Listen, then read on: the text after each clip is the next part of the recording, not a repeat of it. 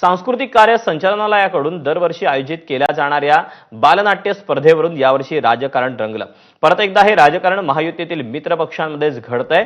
बालरंगभूमी परिषद या खासगी संस्थेकडून शासनाच्या स्पर्धा हायजॅक केल्या जात आहेत आणि हे सर्व राजकीय दबावाखाली होत असल्याचा आरोप केलाय राष्ट्रवादी काँग्रेस पक्षाचे सांस्कृतिक सेलचे प्रदेशाध्यक्ष बाबासाहेब पाटील यांनी। त्यांचा आरोप होता अभिनेत्री नीलम शिर्के यांच्यावर। बाबासाहेब पाटलांनी मुख्यमंत्री देवेंद्र फडणवीस आणि अखिल भारतीय नाट्य परिषदेचे विश्वस्त शरद पवार यांना या संदर्भात पत्र लिहून आक्षेप नोंदवले होते। मात्र आता त्यांनी या आरोपांवरून माघार घेतली। बालरंगभूमीच्या संचालकांशी चर्चा झाली, गैरसमज दूर झाले। पुढील आठवड्यात त्यांच्यासोबत बैठक होणार असल्याचं पाटील यांनी म्हटलं। मात्र या प्रकारामुळे मित्रपक्ष राष्ट्रवादीशी संबंधित सेलकडूनच आपल्याच सरकारवर करण्यात आलेले आरोप थोपवण्यात भाजपला आणि शिंदे सेनेला यश आल्याचं या निमित्तानं दिसून येते।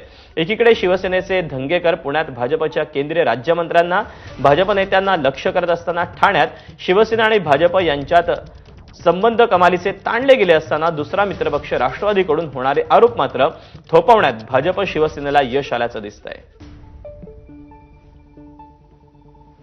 माझी बालरंगभूमीच्या संचालकांशी देखील या सगळ्या गोष्टींची चर्चा झाली। ही चर्चा करत असताना मला त्या बाबतीतल्या ज्या काही गैरसमज होते ते सगळे दूर झालेले आहेत। मी त्या गोष्टी सगळ्या थोड्या समजून घेतल्या। त्याच्यानंतर आज सकाळपासून मीडियामध्ये सुद्धा काही वेगवेगळ्या गोष्टी, वेगवेगळ्या मंत्र्यांची नावं त्या ठिकाणी घेतली जातात। मला या व्हिडिओच्या माध्यमातून एवढंच सांगायचं आहे की अशा कुठल्याही मंत्र्यांचा ह्या विषयाशी काही संबंध नाहीये।